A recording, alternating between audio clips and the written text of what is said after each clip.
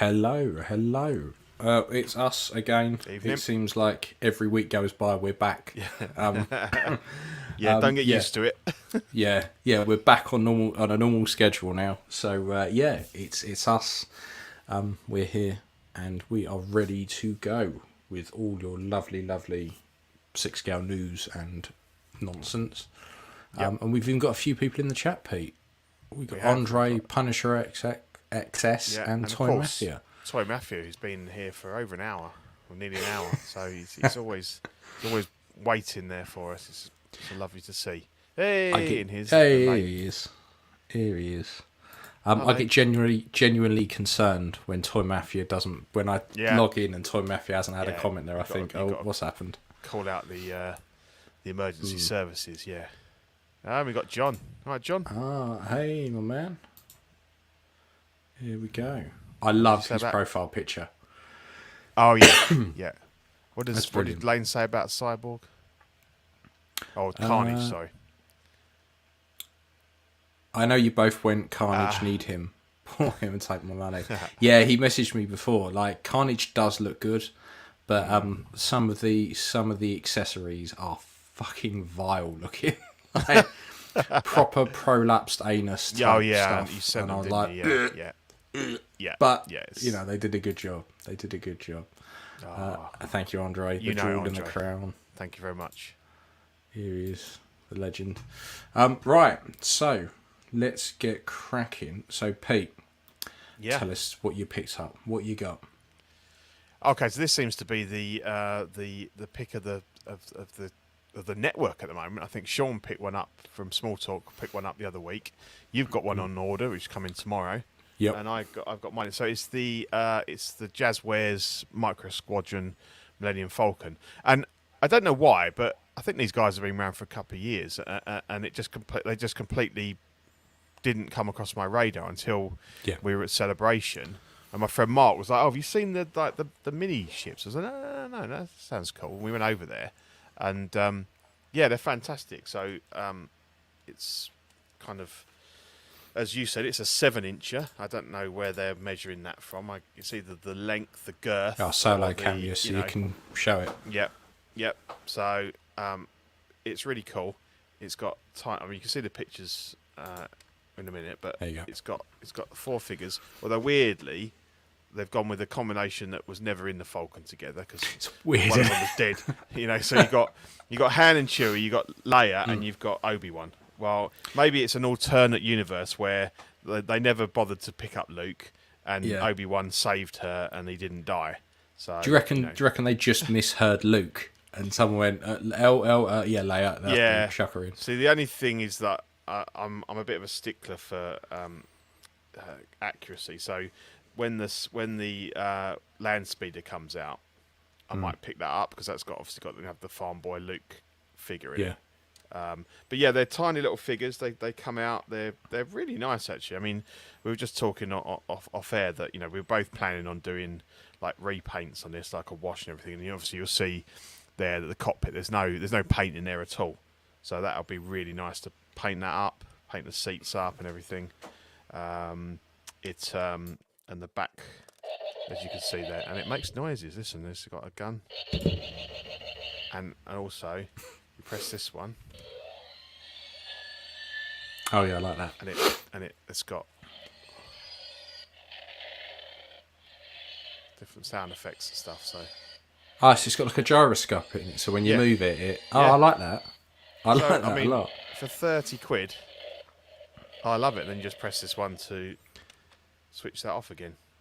Nice. I'll tell you, Celebrations really opened my eyes to some of the smaller scale stuff. Yeah. Like seeing it in hand, it's made me go, I want some of that. I think it's a really nice. It's got a good weight to it. I've heard people saying it's very accurate dimension wise. It's a great size. So if you want a model Falcon, you can kind of put it pretty much anywhere. I'm really pleased with it. And we were talking about some of the other ships. You've got your Iron Slave 1. And they've got loads. So I didn't really want to kind of get too committed, but I think I could very, very much see myself picking up some more of these because they're kind of like A lot of them are about the 20, 25 pound mark. I think the Slave one's 25. And then they've got the AT-ATs coming, which look cool. That looks really good. It's about £60 each, and they've got lights and sound as well. But yeah, no, they had a really good dio, didn't they, at Celebration? Yeah, where you had the AT-AT and you had the snow speeders, the snow speeders all going along. That was really ATSTs and things like that. So yeah, I mean, I think they said that display was like £200 or something. So if you're on a budget and you want a really nice display, you could pick up a few of these and make a really good sort of diorama or whatever. So I think I probably will end up with more of these. But yeah, I'm really pleased with this. So and you've obviously picked one because it's on offer at the moment at Amazon UK. So instead of £40, it's 32. So pick one up now if you want to get one. Because I've always wanted one of the massive Falcons. Yeah. And I really like the Lego one, but I've always wanted like a really good model, and that it just looks great. I think it does the job because I've got the Lego one, and that's brilliant. But it's very much a static. It's in its place and it's staying there because I don't want to pick that thing up again because I just worry that things will fall off. Whereas this, if you really want to like run around the room and fly it around, and it's got little pop out landing gear as well. So it's on the bottom there, so you can.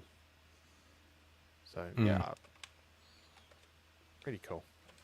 So yeah, that was my. So I'm gonna I think we'll be comparing our paint jobs over the next few days. But yeah, you can see the cargo hold that as well. It's not entirely accurate because it's missing the navigation desk and stuff that we sat at Celebration, but I think that's fine. It's you'd rather have the seat, the circular seat, and the chest table. Because to be honest, I don't think I'm probably going to even open it up once I've done it. I don't think I'd ever open it back I don't up. think so, but I am going to paint the whole interior. I think just so I know it's equal. Did you put the batteries in there and push the Falcon? He did. Yeah, he did. I might have missed it. That's the gun, and then you've got the engine. It's the lights in the back that I like the most. Yeah. So it's got different sounds for up, down, left, right, and I think if you put it upside down, So, yeah. I'd be tempted to drill a little hole in the bottom, just so I can stick it on the wall. And then have the different ships. Because with the Falcon, like a lot of the other ships, they look really good, sat on their feet. But the Falcon's just so iconic, you can have it on a wall like that. Sideways on. Yeah. Yeah. And it looks fantastic. Yeah.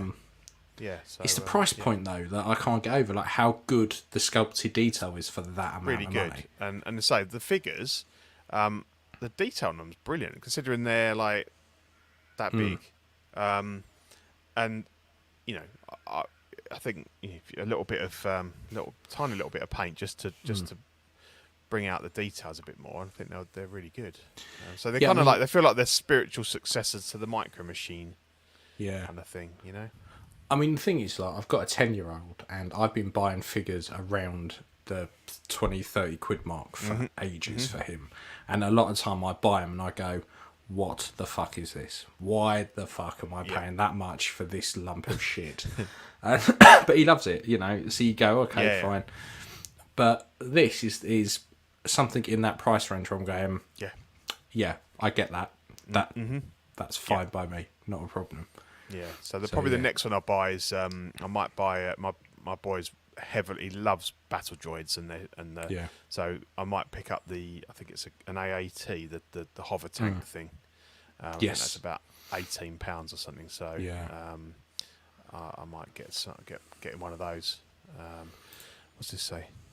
Do you guys still buy any Black Series stuff, or have you both moved off that smaller scale? Every now and again I will. I love that Return of the Jedi Boba Fett that we saw.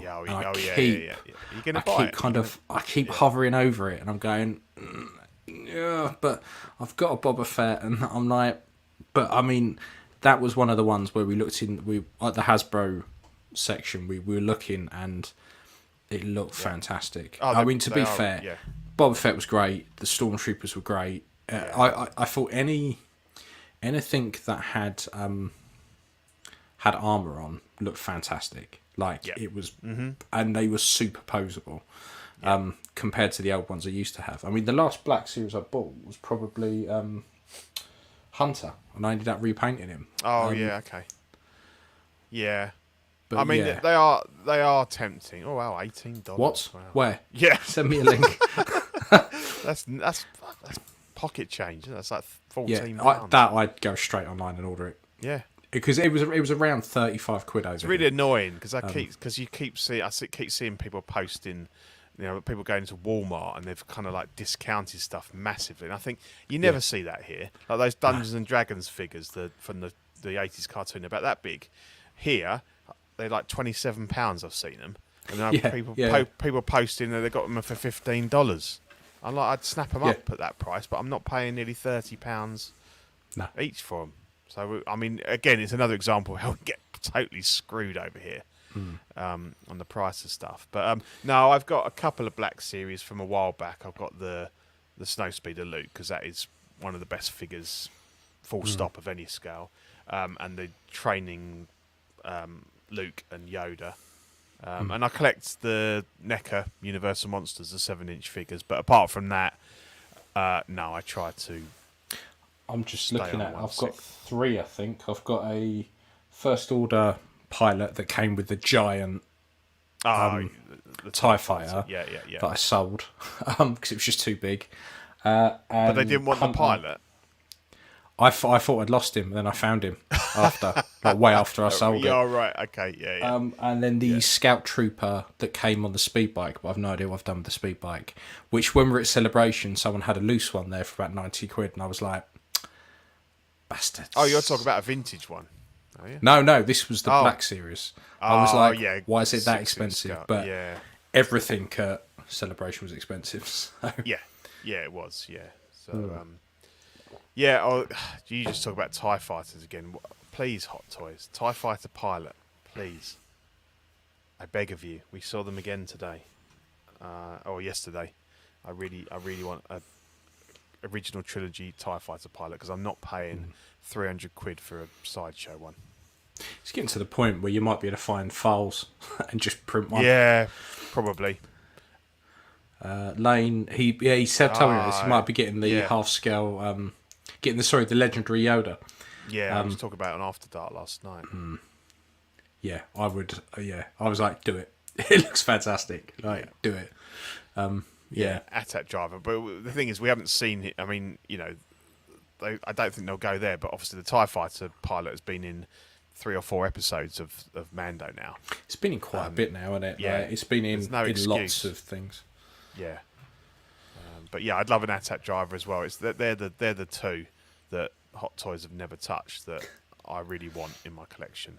ATAT driver, TIE Fighter pilot. I want a vintage ATAT driver, because I had that toy when I was a kid, and every time I go into the loose bins that always have them, I'm always looking for that one. You have a look, and you haven't found one. No, because up there, what I've done is I've got. Every time I went to my auntie and uncle's in Liverpool, they had loads of Star Wars figures, and they'd always give me a couple. And there were a few I had that were I just took them everywhere, and they were fantastic. Yeah. For whatever reason, I don't have them anymore. Well, I never didn't have them anymore. And then I found a load, and then I ended up getting, if I can get it down with one of the. It's a bit dusty, but I started to mount them like that. So they're really. Oh, okay. Yeah. Because they're only the boxes are quite thick, and then. I just hang it up on my wall. But because I was like, I'm never going to display them. I don't know how else I would display them, because most of my stuff's all 6 scale. And I was like, I've got one of those deep boxes. I'll cut a bit of foam, I'll stick them all on there. But the ATAT driver is probably one I want, because that was one I had all the time. But they don't make any sense to anyone else.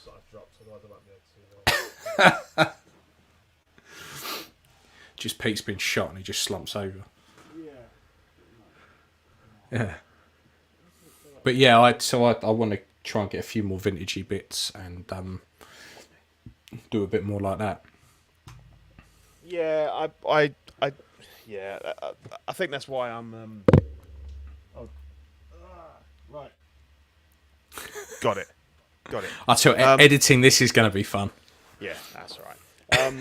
Yeah, no, actually, I correct myself, Lane. I do buy some of those retro collection ones because I'm still every day I get an email from Pulse and I think yes, they're going to release that second box set with the Obi-Wan, Sam, Tusken Raider, Jawa, C-3PO, R2, and the Death Star Commander, and it's always some shitty Transformer or G.I. Joe or something. I'm like, no, I just want. Come on, it's all I want.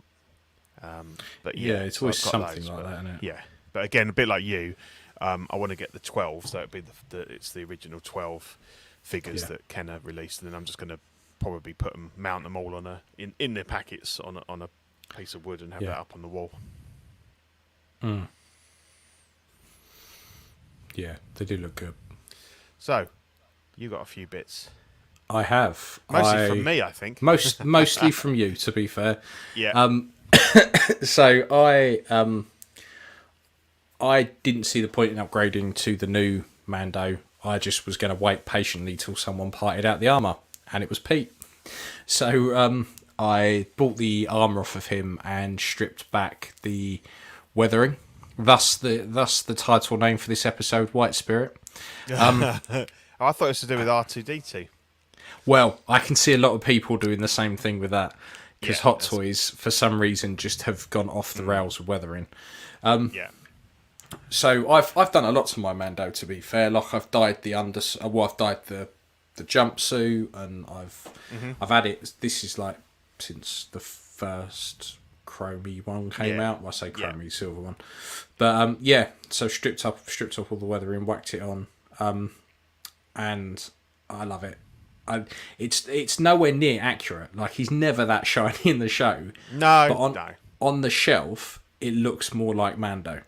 Mm-hmm. It doesn't quite make sense. And then where you parted out your Return of the Jedi, not Return of the Jedi, sorry, the Mando Luke. Yeah. I was like, I was flicking through eBay and I saw the listing that you'd put on there, and I was like, oh, that's Pete. Oh, fuck it, I'll have it. And I was like, do us a favour, I'll have it off you. So, then that turned up. And so I need a new head for my Return of the Jedi Luke, because that's in there somewhere on this now. one now. But they're nice robes, aren't they? Very nice. Yeah. Very nice. So I've now kind of got what I call like my ultimate Luke, which is the Inigo head and the those clothes that you got us and the sideshow belt. Because the sideshow belt's fantastic. Like it's by far the best belt. From the more recent one, because you had that, didn't you? I'll tell you, the clothes on the sideshow Return of the Jedi Luke beats the Hot Toys clothes hands down. They are fantastic. The only thing that they've fucking done of any worth is the body's pretty good as well. To be fair, I'd pick one up. I've never seen one for a decent price, so I haven't. No. Hey Ben. Hey, it's Mr. Ben.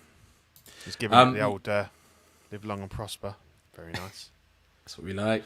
Good lad. So I've kind of been plodding away with my Mando shelf, and I've kind of rearranged it now. So Luke's up there with the bobbers and stuff like nice. that. So that one with the head sculpt is you put that together from the sort of the spare armor bits, didn't you, from the 40th anniversary Boba Fett? It's got you painted, isn't it? I think. Yeah. Yes, that's a knockoff Hot Toys one that I painted up. And then I ended up getting the Return of the Jedi chest armor off of eBay. Like, for some reason, someone bunged it on there for like 30 quid, and I was like, I'll have that. And then I think the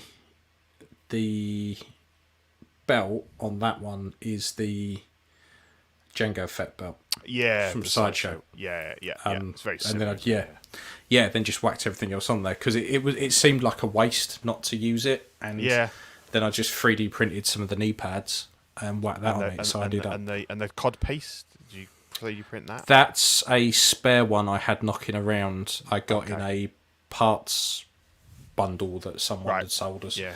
So over the years I've managed to accumulate loads of little Boba Fett bits. And then managed to knock one out. The only thing I wanted that I don't have is probably the dirty boy, dirty bastard, is the Return of the Jedi blaster. I haven't got that. I'd like that. Yeah, different. Yeah, it's got the different barrel on, isn't it? Yeah.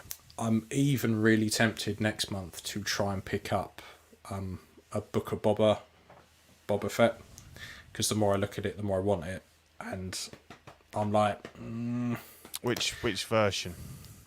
Either the repaint armor, Yeah, or the smooth repaint armor. Yeah, like, yeah.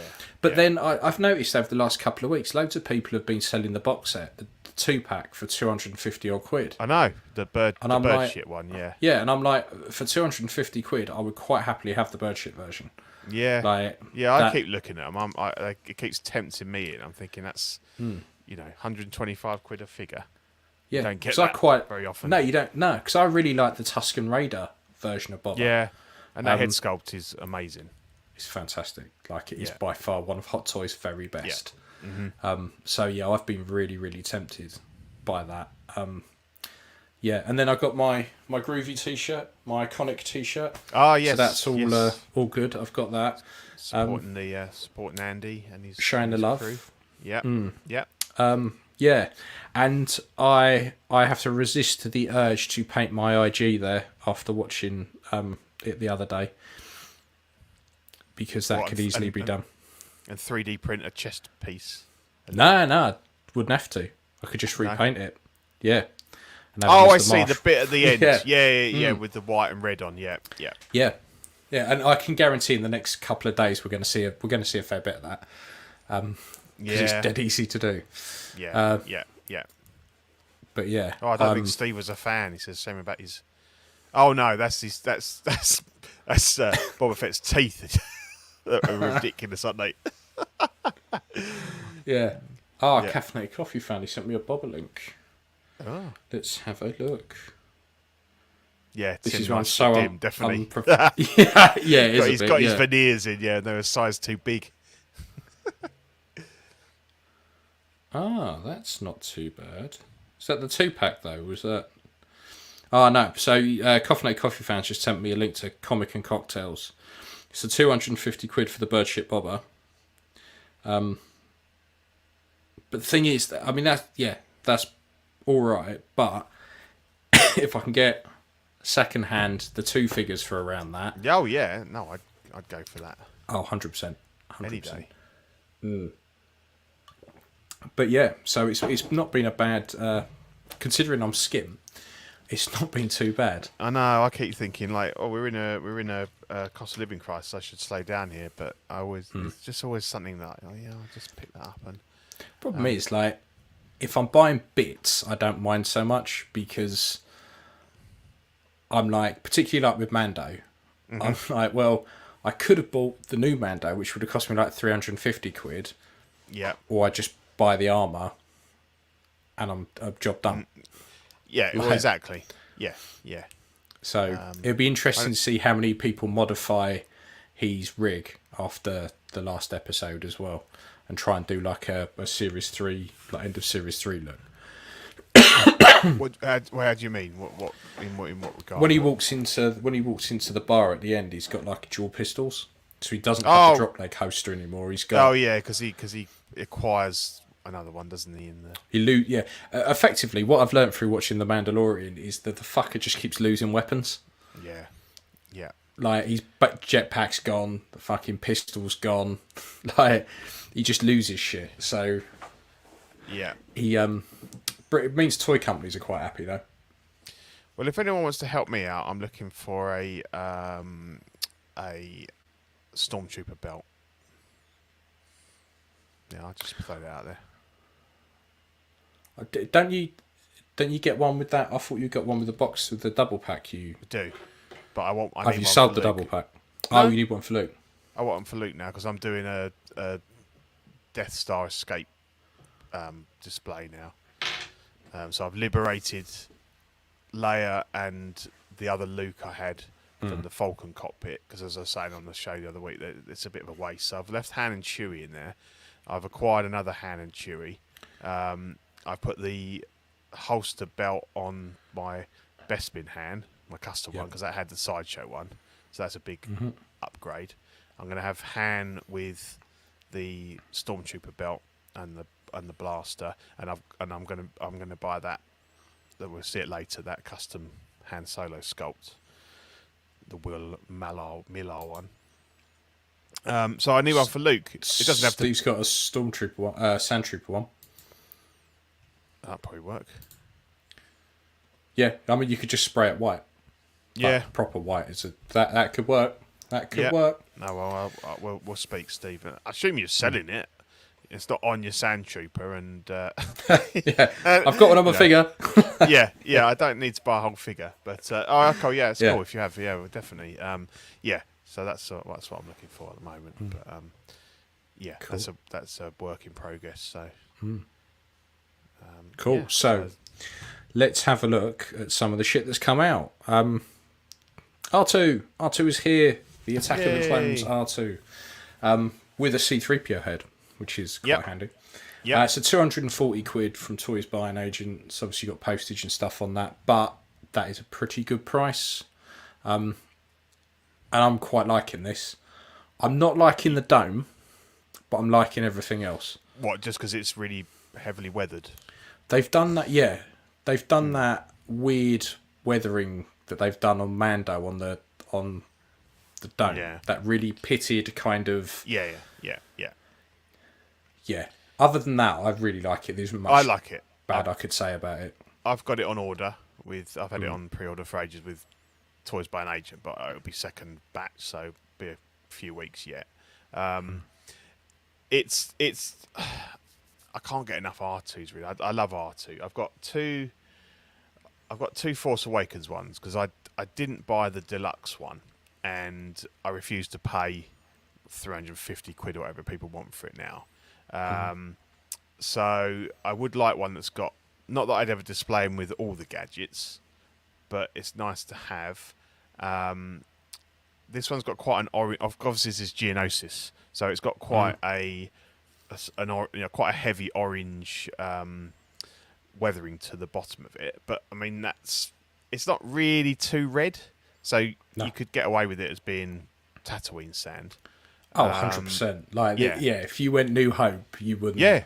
You wouldn't bat an eye. And I don't really think that there's anything like, if you feel it's too weathered or not weathered enough, that's quite easy to sort out. So I have got him coming. I've got the 3PO as well. I'm not sure whether I'll, because obviously people are speculating that we're going to get a Return of the Jedi R2 as well, because they don't think that this one looks the same as the one that was in the photos with 3PO. It's difficult. To be fair though, if you got one of the old, one of the older R2s and you put it next to it, it would look pretty much the same. Like it would look whiter because of obviously this is heavily weathered, but none of the R2s fundamentally look any different. They all look the same. It's just down to paintwork. I think Hot Toys nailed it with the Force Awakens one. A lot of people wouldn't buy it just because it was labelled as Force Awakens. Yeah, and the only difference was the colour of the little wires on the front. They weren't accurate to the original trilogy. Now I can gloss over that. But they got it right the first time. The size was right because it was always a little undersized, like the sideshow ones and stuff. So that's all fine. So all they're doing is they're just doing different weathering jobs on it, really. So I've got this one coming, and the 3PO hasn't. Weirdly, they haven't released the 3PO at the same time. Hopefully, he's not too far behind. Yeah, because I was adamant my C-3PO and my R2 are fine. I'm not going to get a new one. I'm fine. And then I pre-ordered the C-3PO, and now I'm looking at this and I'm going, 250. It's never going to be 250 again. No, it's not. No, they go up massive. And the thing is, you could hold out and see if they do put a Return of the Jedi one up for pre-order, but I'm not sure if they will. No. I suppose they're stupid not to, because it's such an easy re-release. And a lot of people won't buy this because it's Attack of the Clones branded. But put a Return of the Jedi on it, because they come in those nice plastic box windows as well. So I think we will see a Return of the Jedi. Hot Toys are all over the place, aren't they? They're bizarre why they wouldn't announce them both together when they're both in the shots. But they're cool. I mean, obviously you get the 3PO head that's magnetic, so he attaches the little grappling hook thing to it, and he can pull that along. And obviously the 3PO then comes with the battle droid head, and the battle droid comes with the 3PO head. So I've got all three of those coming. The battle droid's going to my son, but I think it was a nice kind of set of three where they all had something that interlinked between them.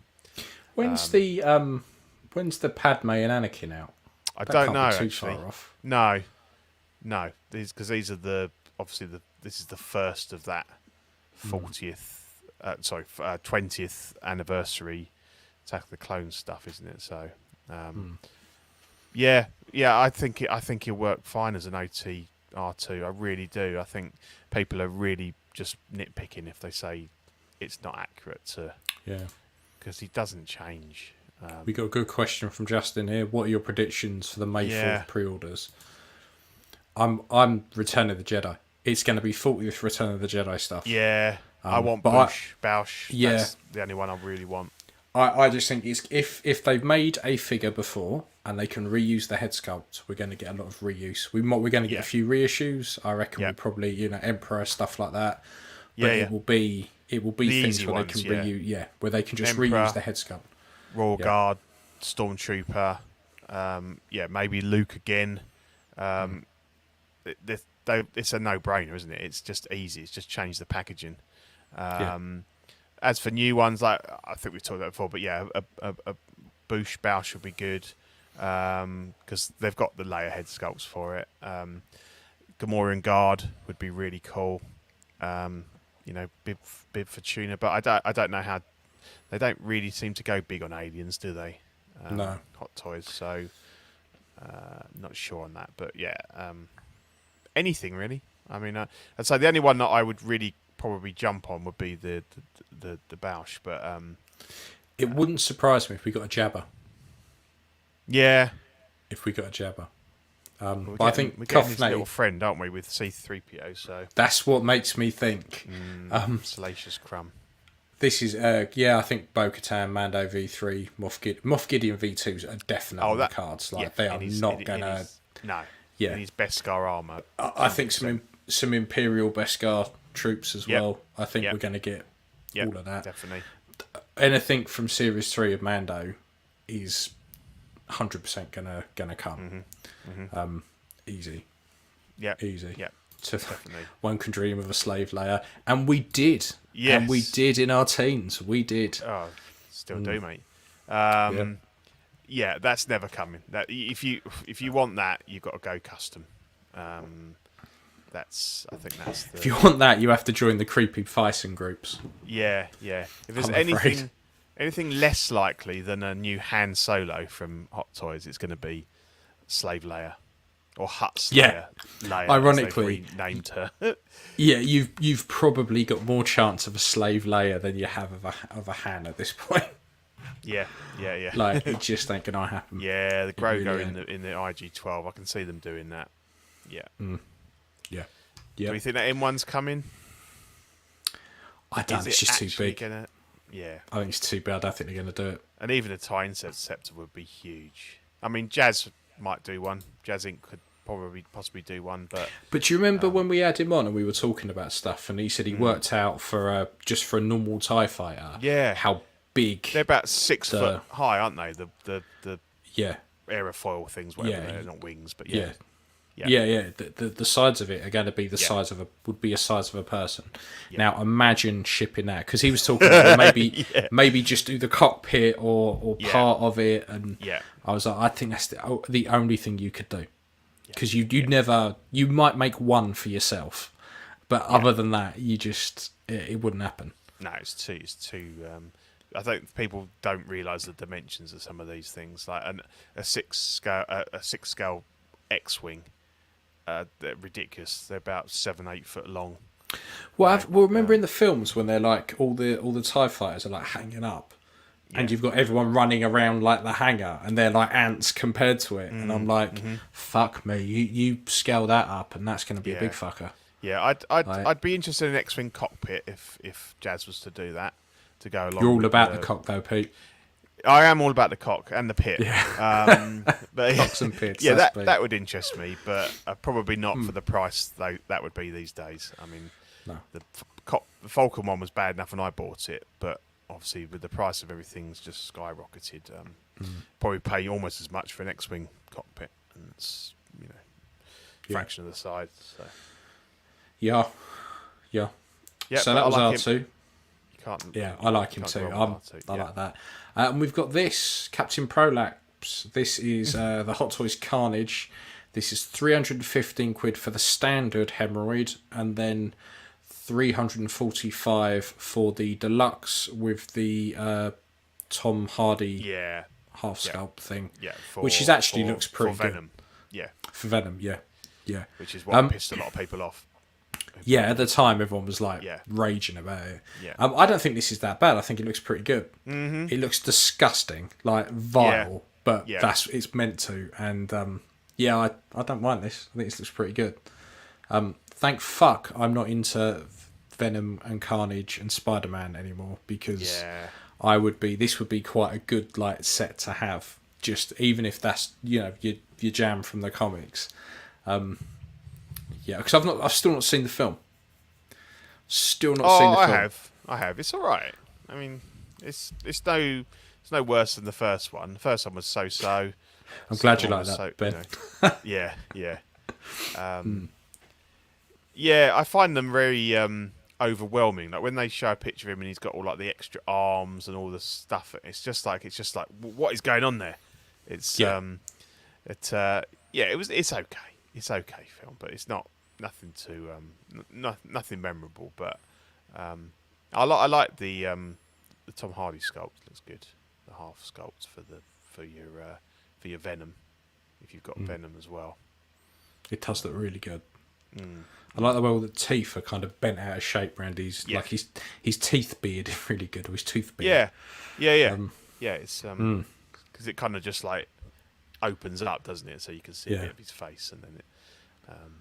But it's interesting. Yeah, I mean, it's not something that I'm. No, it is. It's something very different, isn't it? From Hot Toys' usual kind of fare. So.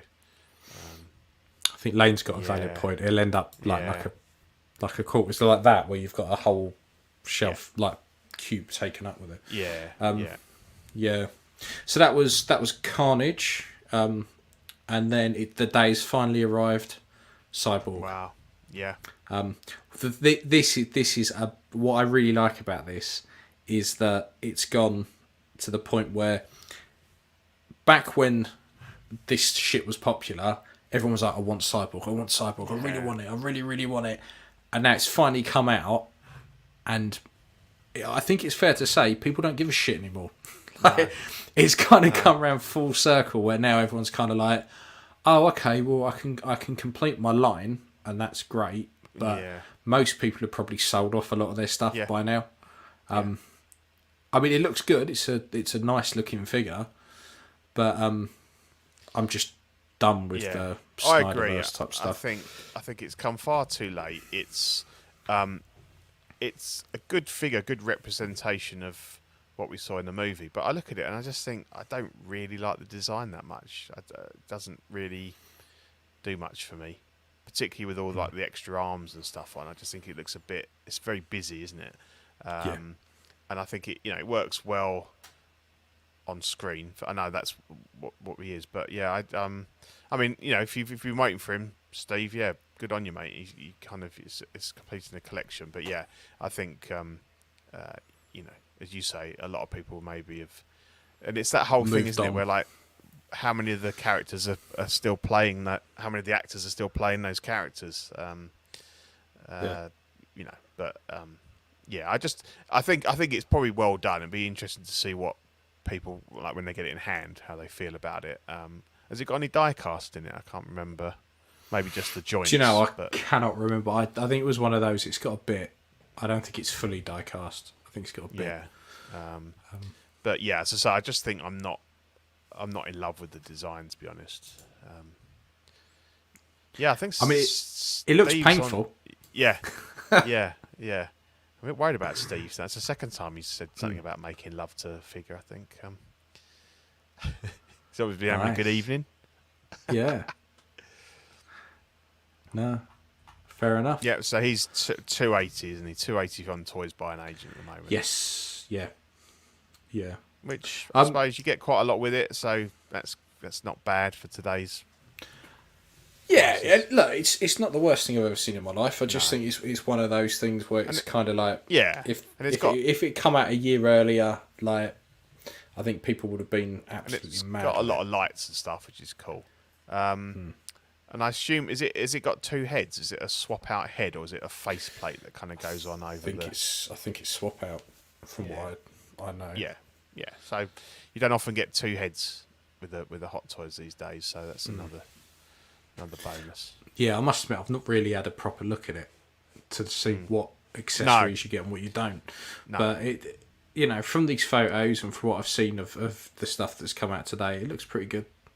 It's objectively as a figure, it's pretty good. Far too much to expect us to do any research on the figures that we're talking about. Let's make it up as we go along. Yeah, exactly. Hope that someone in the chat might correct us. Will correct us, yeah. It's funny because if we give a shit about something, we proper look into it. We know all about it. Yeah, but it's just like, it just looks okay. Yeah, well, we've got to tell people it's out, but yeah, exactly, exactly. So that was it. 3 figures, 3 figures. So this one's coming soon.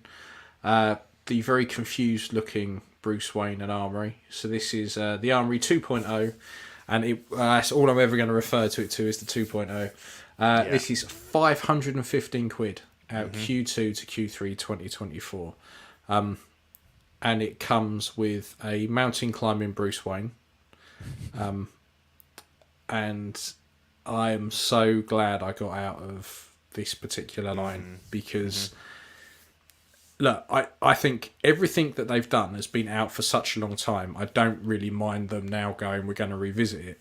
But the fact they made everything a carbon copy of what had come before, even the DX19, they hadn't really improved it that much. Yeah, but then to like less than 6 months, less than a year, like out. Yeah. Then they go, oh, here's a completely new and improved suit. Yeah.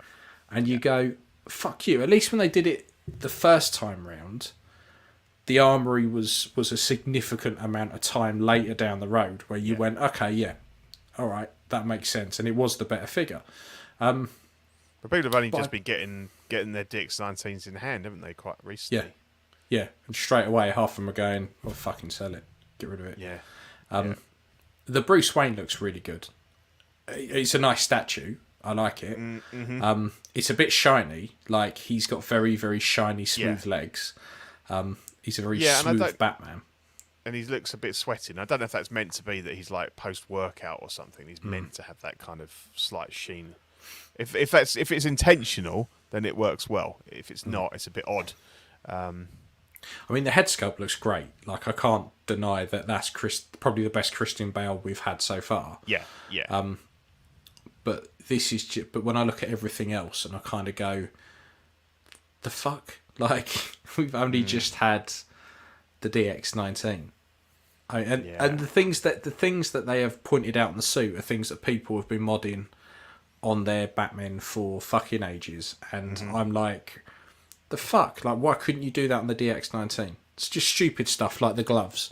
Take the silly little clip bit that's around the wrist that everyone always cuts off. In under the gauntlet like they should, don't they? Yeah.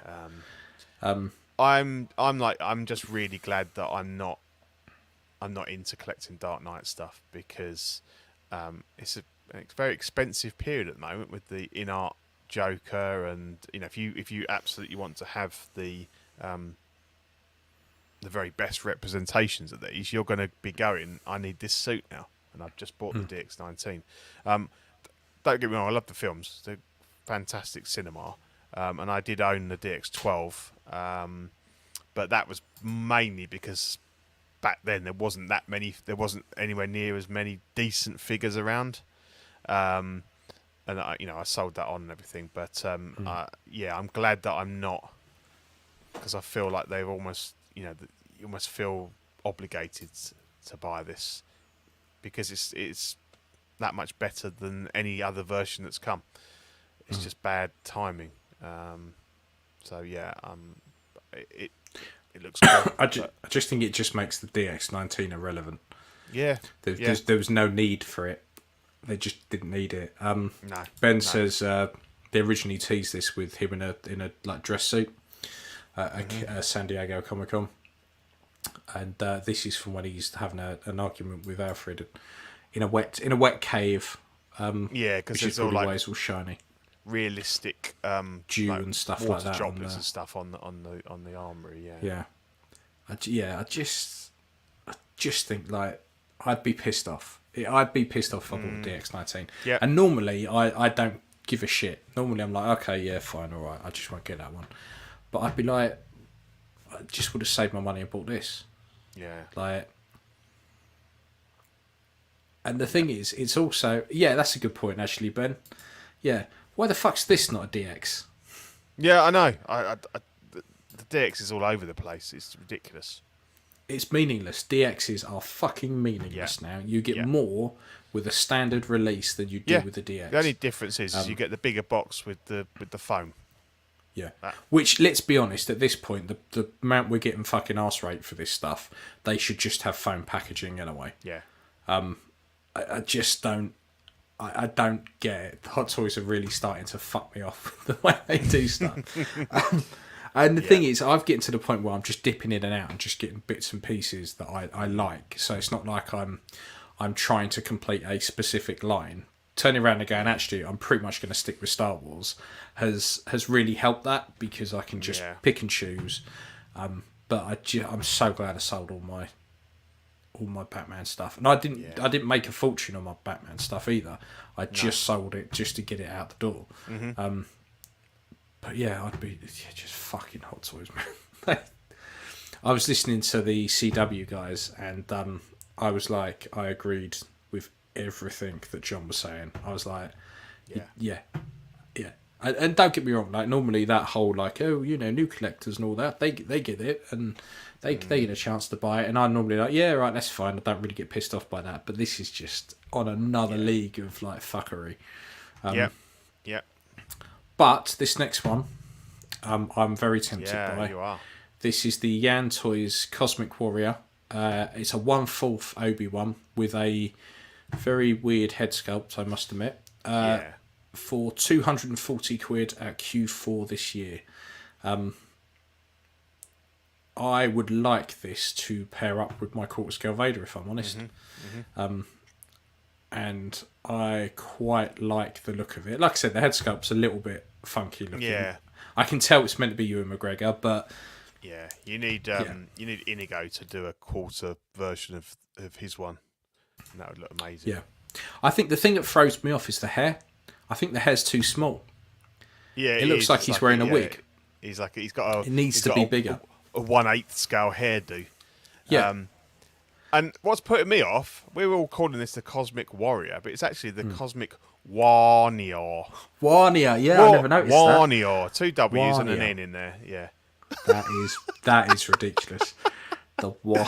Yeah, never clocked that. I just went, Cosmic Warrior.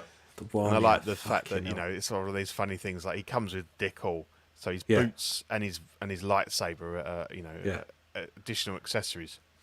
Yeah. Obviously, it's not going to light up.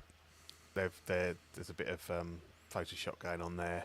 It appears to have a mahogany stand, which is nice. Interesting. But yeah, I think obviously the thing is the clothing. Is the clothing going to be good?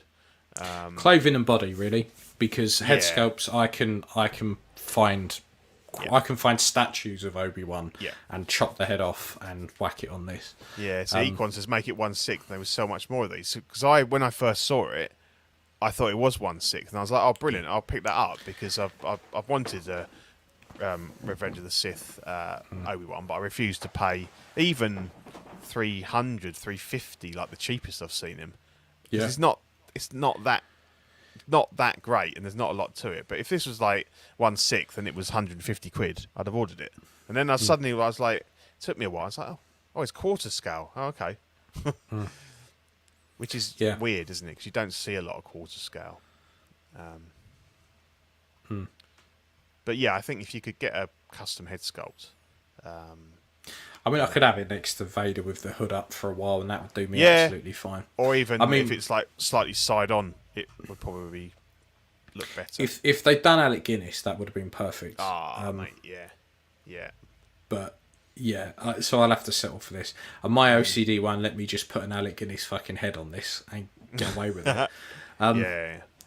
But yeah, it was a weird one, and if it does come out, happy days. Yeah. But yeah, I am very tempted by that, particularly at 250. I don't think 250 for a quarter scale is that bad. Yeah, definitely. Yeah, because even I think there's very few. There's a Coup Models quarter scale body that people use to do a quarter scale indie figure where they're using the bits from the premium statue format. But even those bodies, they were like 120 quid. Yeah. So, and they're rare as rocking or shit. Really. Yeah. You can't find them. Yeah. So Yeah. half of that is the body. So I think that's bad if it turns out decent, half decent. So Yeah. Yeah, and while we're on the larger side of things, we've got the Hot Toys life-size Grogu. They've shown that off. We haven't got a price as of yet. But I looked at this and even went, I would be tempted. And I'm not normally presume tempted. it's going to come with the pram, is it? If it comes with the pram, I would be tempted, assuming that it's not going to cost like $1,000. Yeah. I just don't know why they would show it in the pram if it wasn't, or they might have two versions, might they? Might have him on his own and a version with being Hot Toys, they'd definitely do one with and one without. Yeah. I can't see them not. But yeah, this would be perfect to have in the corner. Yep. Just floating there would be good. Yeah. I mean, it would be cool because obviously if it all lit up and everything, that would be a nice piece. Could see a lot of cosplayers getting it. Yeah. Well, yeah. Assuming that it's durable enough to kick around a convention with you. Yeah, I've never seen any of the original ones in hand, so I know there was issues with the jaw, weren't there, and kept splitting, splitting and stuff like that. But yeah. Well, the problem is because they made a Grogu with a fucking mouth that opened and closed. The fuckable mouth version of it really wasn't a great idea. It just didn't need to be. You didn't need it. I think the sideshow one is probably the better one. That's one more people tend to go for. Yeah, because that was mod the body to have joints. Made by the people that made the actual Yeah. model, wasn't it, for the series? So I think that was probably the pick of the two. But this looks alright. Yeah, and as you say, if it looks more likely that the mouth is a fixed mouth because they've probably learned from that. Oh 100%. But will it make silly baby noises if you squeeze it? I hope not, because it might be a little bit cheaper. I've gone on record as saying that I'm not really a Grogu fan, and that's not because of that's more how they treat him in it. I think is the fact that I don't like, and Zach was talking about yesterday, the quite janky puppeteering of him. That he looks like a Fraggle or a Muppet. And they didn't do Yoda like that in like Attack of the Clones and stuff when they had him jumping about. Yeah. And I don't like the fact that he's not a baby. He's 50, 60 years old. Obviously he doesn't talk now, but the fact that he makes baby noises like a 2-month-old human baby, I'm not a fan of that either. That's the bit that doesn't make sense. He's gabbling away like a baby, yet he's able to kind of press buttons to say yes or no and communicate and still grasp what's going on around him. You're like, what? What? So I think the next series they've got to sort Grogu out. I mean, they don't have to make him talk, but for fuck's sake, there's rumors. They need to do something. I think there have been rumours about him talking in the next season, which I don't mind because I mean he's got to start talking at some point, and it's got to be better than Goo Goo Gaga and. Well, I suppose the problem is he's 50 years old at this point. Yeah. So they could go. You could get to the point where you never see him do fuck all. He could still. Yeah. He could just be stuck like this forever. It's the waddling. It's the waddling about like he shits his pants that I don't quite understand. Yeah. Like it's almost like he has no legs. He just has like torso and then feet. Mm-hmm. Or take him out of that silly fucking dress. Like he should have a proportioned body because Yoda did. Yeah. Mm-hmm. Yoda wasn't like all kinds of, unless Grogu is just, he's just all wrong. And that's one of the. It turns out that Grogu actually had severe learning difficulties, and that's why they were taking him out of the Jedi Temple, and he's just kind of been caught up. Yeah. It's interesting. He's all wrong. So that was Grogu, and then we've got the S Hero Iron Monarch for 165 quid. I don't get the Tony Stark head. It's from a comic, I think. Is this not? Oh, okay. Because when I first saw this, I was like, "What the fuck?" Yeah. I don't understand. Yeah, I think it's like a what if thing, but obviously it wasn't part of the animated show on Disney Plus. But I saw a comic cover or something with it on, so I think it's like an Elseworlds type thing where Tony Stark became Doctor Doom, and didn't was evil rather than good. So I don't mind it from that point of view. I think it's quite a novel concept. And obviously the robes are red rather than green because of red Iron Man and stuff. And the head sculpt doesn't look too bad, to be honest. No, it's a pretty good Robert Downey Jr. To be fair. Yeah. So it's an oddball piece, but I think it's quite well done, and not a bad price. Because they've done the Doctor Doom one, haven't they? Which again looked quite good. The thing that was funny about that is they did the throne, didn't they? And the throne was like 400 quid or something. The figure was like 160, not bad, and the throne was like fucking. Was mental. Absolute fortune. Absolute, yeah. I remember that. It was absolutely batshit crazy. They were like, it's a really cheap figure. And then how much do you want for this tiny little throne? $2,000. Yeah. Like, yeah, exactly. Fuck it. So, I don't think it looks too bad. I think it's it works for them because it's pretty much a reissue, but change the colour, put the head sculpt in, and give you some repulsor blasts. So I mean, it makes sense for them. But I quite like it. Yeah, they basically just recasted the Hot Toys like Mando jetpack. Yeah. Yes. Yeah. But cool. On the whole, it's not too bad, I suppose. No. This is wank. This is the Storm Studios X Apocalypse. I like the stand.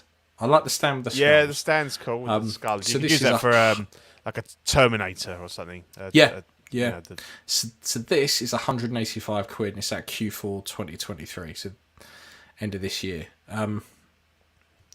It doesn't look like anything's in proportion, but I think that's the weird like Pharaoh type headset that's throwing it off. Yeah, he looks a bit. In fact, cosplay is what I'm going to say.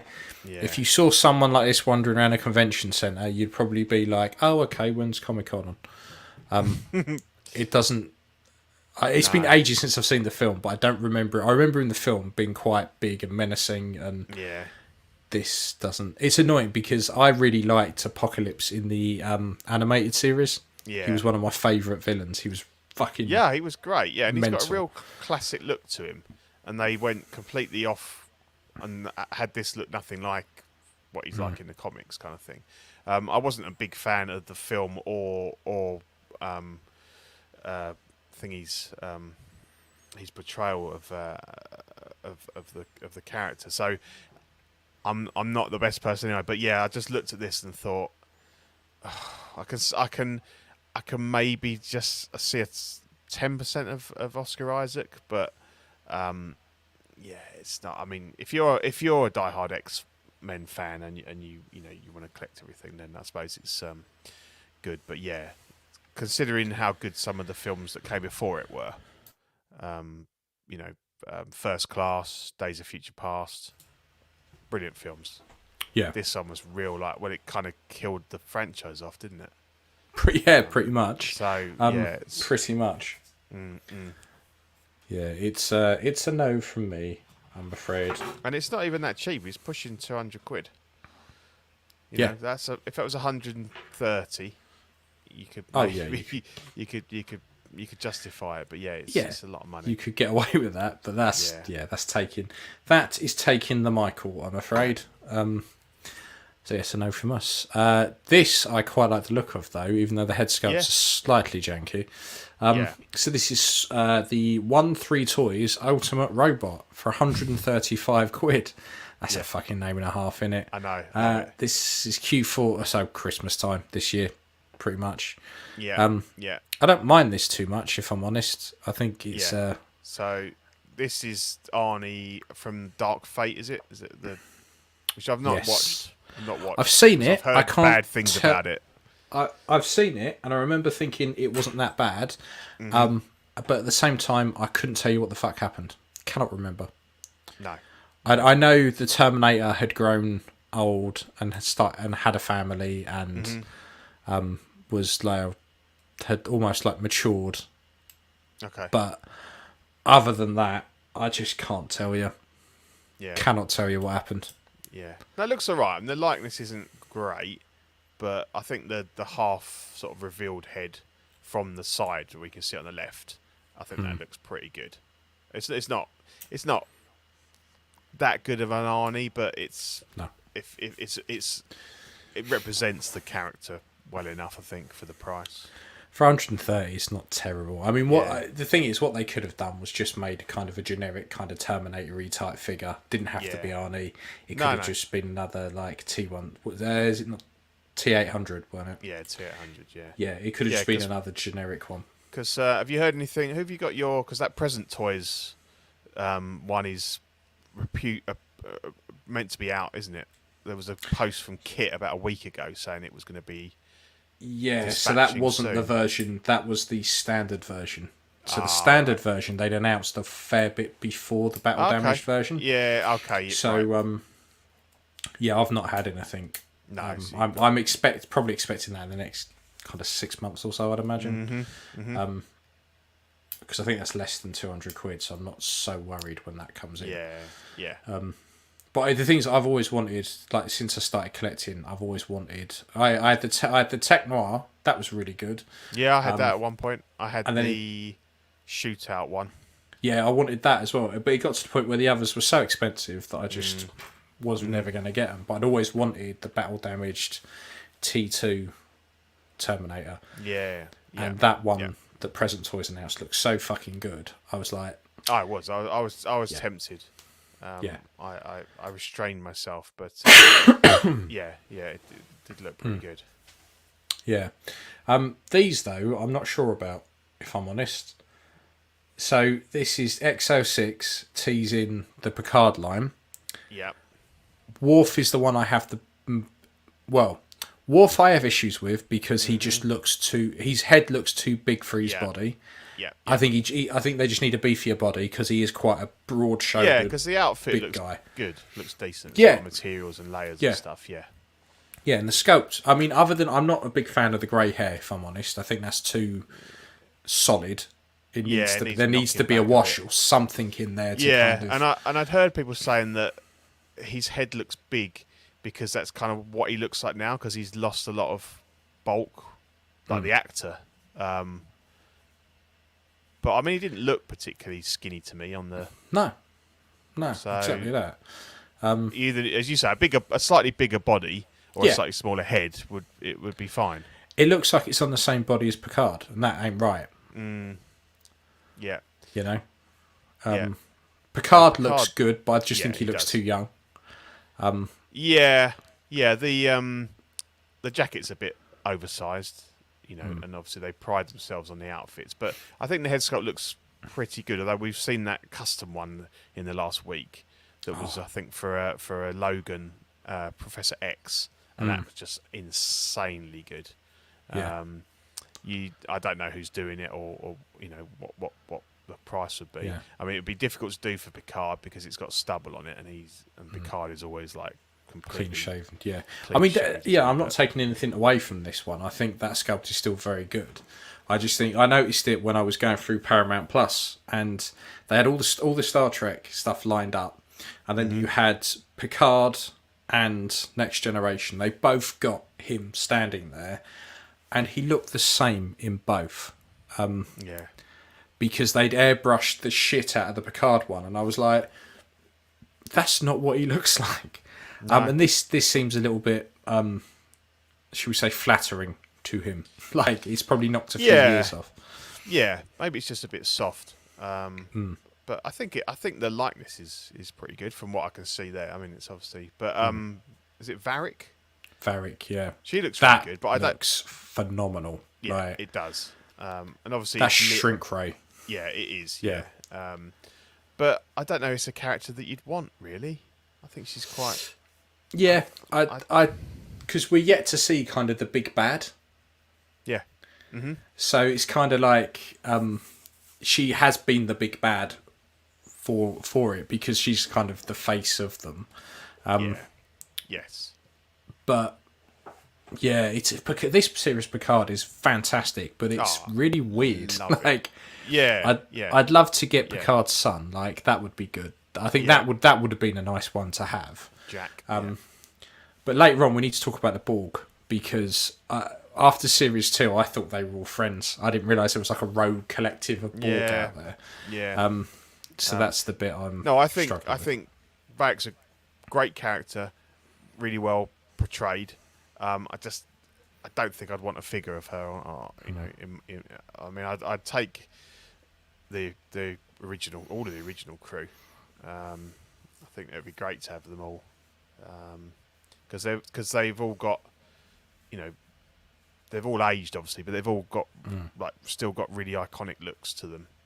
Even Data, who's a lot stockier than he used to be, but I think it's been great to see them all back together. In the last couple of episodes. Oh, when they were on the bridge, that was fantastic. Oh, mate. I was like, nice. Ooh, carpet. It's just brilliant. yeah, it was great. It was absolutely fantastic. Yeah, I can't wait for tomorrow. Yeah, I'm really looking forward to that. Big time. So that was XO6, and now we have Caustic Plastic. Are you getting all these, Pete? No. So basically, it's Horror of Dracula, the 1958 Hammer horror film. So the first Hammer version of Dracula. So you've got Christopher Lee as Dracula, and Peter Cushing as Van Helsing. So as usual with Caustic Plastic, they have loads of different flavours. So they have a regular, a deluxe, and exclusive. So for both figures, they're the same prices. So 235 regular, deluxe 260, exclusive 280. They're the prices on Caustic Plastic's website. Obviously, you'd have to add shipping into that and customs if you're not in Europe, or basically if you're in the UK, you're going to get screwed. Because when I bought my my Bela Lugosi one, I got hit with full customs, so it was about 60 quid on top. So you stick that on top of that, you're up to nearly 350 for the exclusive. So they are based on the Lugosi one, absolutely fantastic figure, and I'm no doubt these are going to be just as good. For me, I do like. I love Christopher Lee. I love Peter Cushing. For me, Bela Lugosi is the iconic Dracula for me, so I wouldn't be looking to buy these guys, as tempting as it is, because I love both of them as actors, and obviously I've got the Peter Cushing in my collection with Tarkin, and I do intend at some point to pick up a Dooku, as long as I can get him for less than a kidney, because I want that representation of Christopher Lee in my collection, because he's a legend, and nobody's done a decent Saruman, so I wouldn't want that. So it goes a bit of this. So basically, they do the regular, so you get the figure, the stand, and the hands, and here you've got these sort of seamless kind of. They're not right up to the elbow, but they're a bit like the Joker ones with the in-art. Yeah. So you can have his sleeves back a little bit, and you don't see the joint, which is good. Magnetic boots and base. So then the next one, so for Dracula, the deluxe gets you a second head sculpt, which is kind of like an open mouth with some blood, and the candlestick for an extra 25 quid. I think the one to go It's for not a is bad jump up, is it, for 25 No, it's quid? not. And then for an extra 20 quid, Right. you get another head, which the thing that's annoying with this, even if I was tempted, the two head sculpts that I would want, and I suppose they've done it on purpose, are the deluxe ones. Are these exclusive ones. So the one on the far left, the completely stoic, not showing teeth, which, you might say for Dracula he needs a bit. I think the likeness is strongest on that one on the left. Yeah. So I'd have to go with the exclusive if I was going to buy it. And then with Peter Cushing's Van Helsing, the regular, you get quite a lot with him. I mean, you get the coat is very iconic, and I'd have to have him with the coat on because that's. I don't really remember him just being in the suit. I don't think the likenesses are strong. It doesn't hit me like the Christopher Lee. I think is bang on. He reminds me of someone, and I can't put my finger on it. This isn't quite as good, but it's cool. He comes with his hammer, his stake, the cross, the necklace there.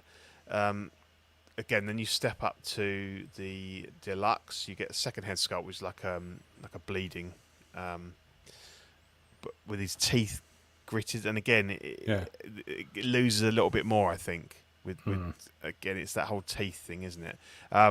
You get the candelabras, which is brilliant because that's what he uses to form a cross to ward him away. So that's a nice addition. And then for the final one, again, that on the far right, that's by far the best head sculpt. But you've got to go exclusive on it, and it's like, okay,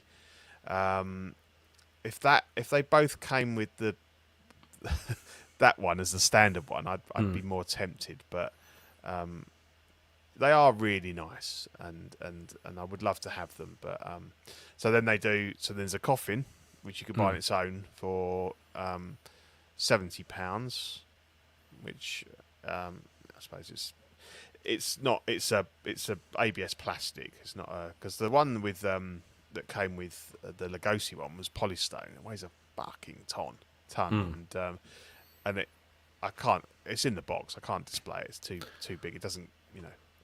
So and then they do, and then there is a. There we go. I've got my things slightly out of order. There's a 2-pack.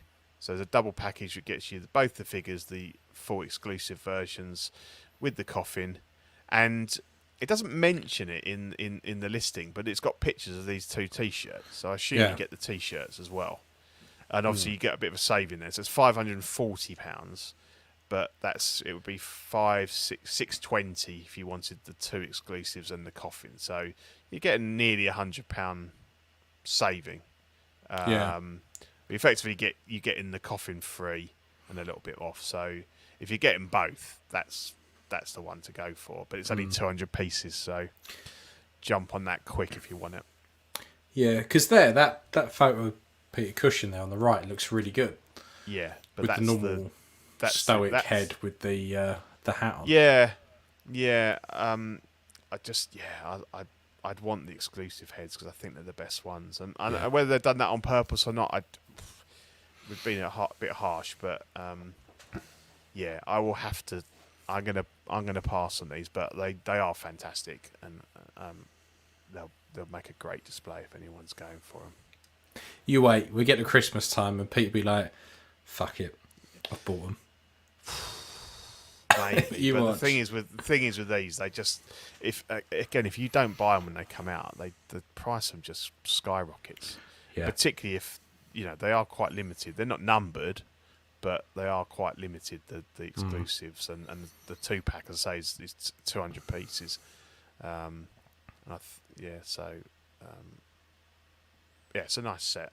And then the last one, which is I've got it out of whack, is the Ellie from The Last of Us. So Toys Era, The Last Hope. I think it looks really good. Yeah, I've still not seen the series. Okay. Still not seen it. You know the actor. I know who she is. Yeah, and they've definitely captured that weird, otherworldly look that she has. And all the gear's cool. So I think it's a nice companion piece to the Joel that we talked about, the Last Father that we talked about on a couple of shows ago. because Toys Era, they've done a animated video game Ellie Correct. before, haven't they? Yeah, Yeah, so they've done they've 2 of them. Yeah. they've just shoved a new head on it, haven't they? Yeah, Realistically. yeah, and I think it looks Maybe alright. shoved a new backpack. Yeah, it probably looks stronger than the original, because they've redone they've shown some new images of the Joel one, because there was a lot of criticism about it, and I think they've improved it on the second one. But I think this one pretty good. I don't think it needs a lot of work. No, I like it. I think I Yeah. think it's pretty good. Yeah, And as well for the Don't know. price, it's Yeah, I probably going don't to know be what- relatively cheap yeah. compared to other They stuff. literally just flashed it up today, so I've not seen a price or anything. But it's probably going to be under 200, I'd have said. Yeah. And you get a lot of stuff with them. So Yeah, and I had hands and feet and an accessory panel always a winner. yeah. But I think they're pretty cool. I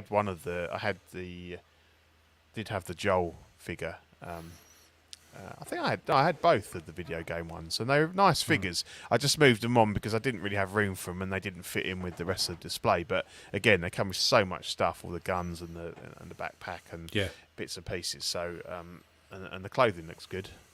I like the shoes. Shoes look good, and that. So it looks pretty strong. Nice. Yeah. Yeah. I like that. So hand sculpts. Yes, We got sent this one by our good friend Dave. Is that Will Miller? Miller. Yeah, Miller. Will Miller. He's in Australia, I think. Yeah, he's doing a New Hope sculpt. It was about $100, wasn't it? Yes. I really like this. Yeah, I think it looks really good. Yeah, I mean, don't get me wrong, it's not perfect. No. But it's a really good A New Hope hand.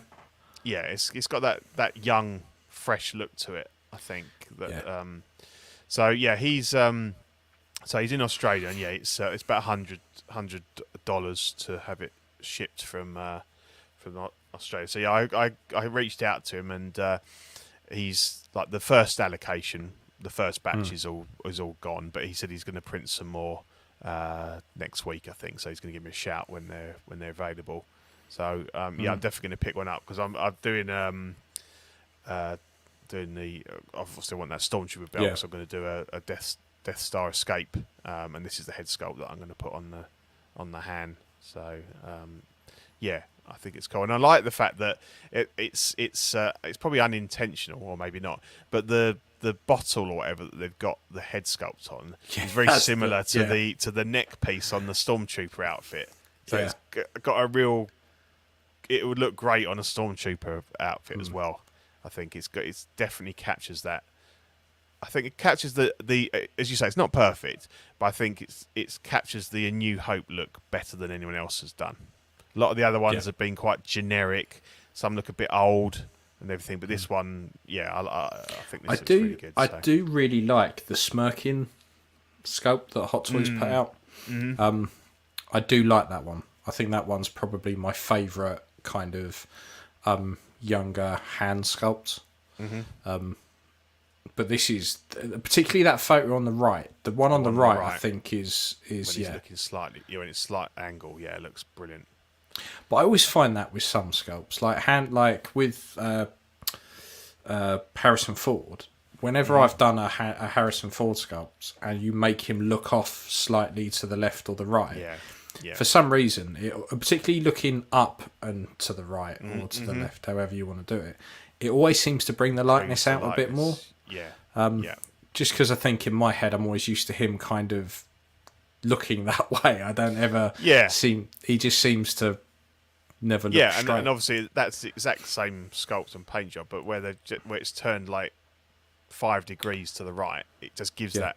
It just snaps in, I think. So looking forward to getting that. Yeah, I like that a lot. An awful lot. I'd be very tempted. Very tempted. Problem is, I just kind of look and go, I'd quite like to paint that. Got no use for it, but I'm like, quite like that. You need another Luke one, but you don't need a Ham one. So exactly that. Exactly that.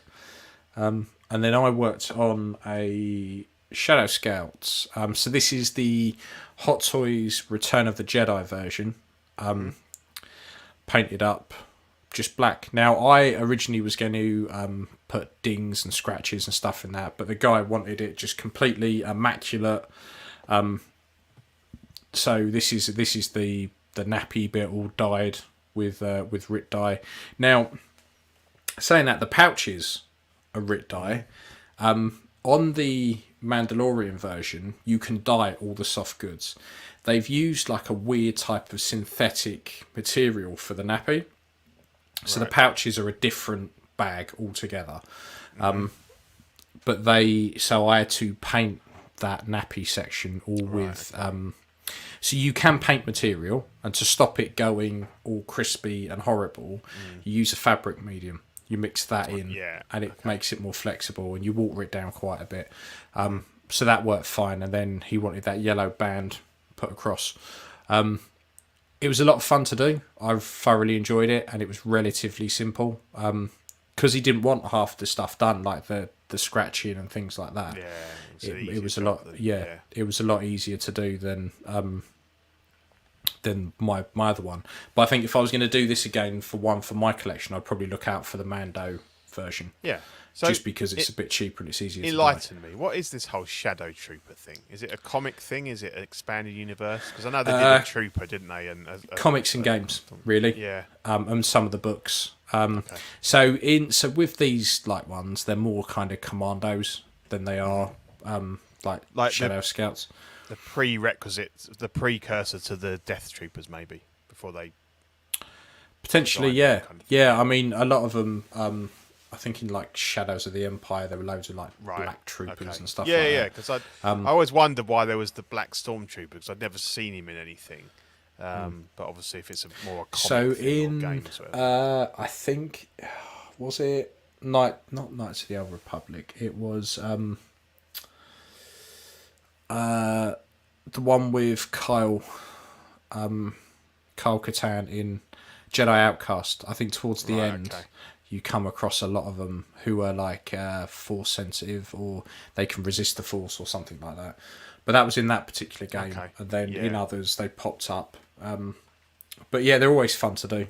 They're always pretty cool. I do like a black trooper. So yeah, that was a relatively simple one.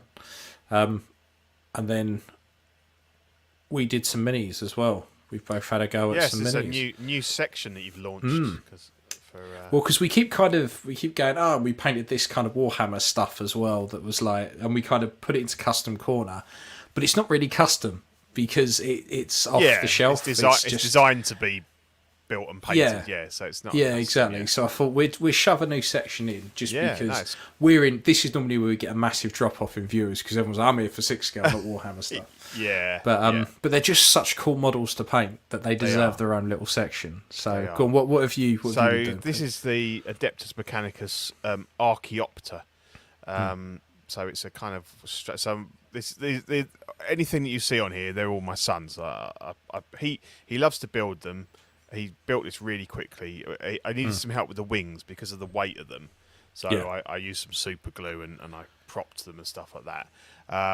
But he builds them all and everything. And but he gets really frustrated with the painting and stuff. So I normally take over painting duties. So yeah, this one was fun. It's obviously mostly all red. I did change the colours a bit because the one on the box art, it had like a weird sort of cream underbelly, which I wasn't really a fan of, and obviously it would have made it a bit trickier to paint. And the sails, the wings were black, and I just didn't really like it black, so I went with a grey instead, which I think works well with the red. Just a lot of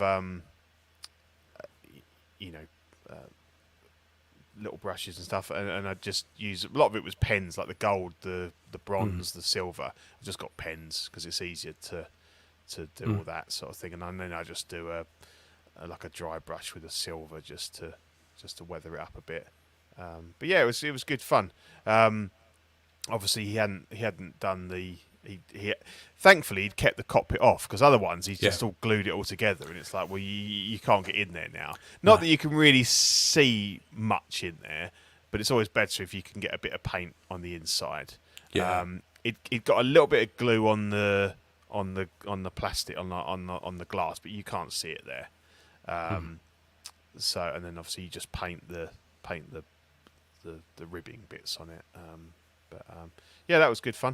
It was good fun. Took me about a week probably, like coming back to it in little bits and pieces and stuff. But yeah, it was good fun. It looks really good. I really like the Adaptus Mechanica stuff. It is really cool. That's the one that he's sort of like his favourite one now. It's all very steampunk type. So I really like obviously that. this one is, kind of like, it's very animalistic kind of thing. It's like a cross between a dragonfly and a helicopter kind of thing. But yeah, there's some cool stuff. So he's probably they're the ones that he kind of. I mean, he's not playing at the moment because he doesn't really want to do that. But I think the Adeptus are the ones that he'll probably look to get some more stuff in because. And I like the red. I mean, obviously you can paint these things whatever colour you want at the end of the day, but their stuff's all red, and I just think it really kind of pops. It's a nice colour. Yeah, looks really good. Cool. What you been up to? So I'm chipping away at my Death Guard army. So I've got this guy at the top called Typhus, he's not like the Primarch, but he's quite high up there, and he's little bodyguards, which are these like Death Shroud Terminators underneath. So they've all got these big ass bastard scythes, and they're all because they're Death Guard, so effectively they're all diseased and fucked up, which is why everything's all kind of rotting and falling off of them. But I've got into all weathering with all base paints and stuff. So Typhus probably took.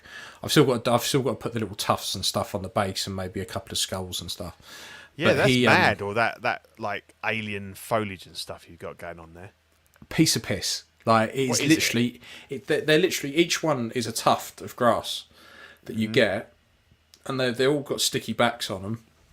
Yeah. You just dab a little bit of like PVA glue on just to make it stick a little bit better, and you just plonk them on. So all I did with those bases was I stuck on some printed skulls, a rock, something like that, and then when I painted it, I used loads of different contrast paints and just literally poured them on, and while they were wet, kept dragging different paints across.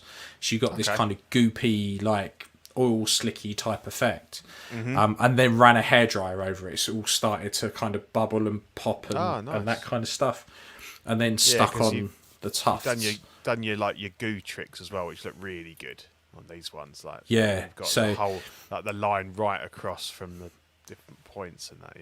Yeah. So that a lot of that is it's just that UHU glue with some clear paint mixed in. If you don't use clear paint, it dries really matte, and it doesn't go. It's not shiny. Got that translucent. Yeah, and for slime and stuff, that's what I want. I don't want it to go dark.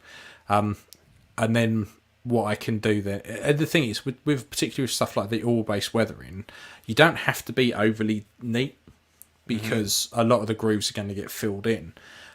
But you absolutely cover these head to toe in oil-based paint and let it dry for like 5 minutes, and then you go in with a white spirit on a Q-tip and just start removing it.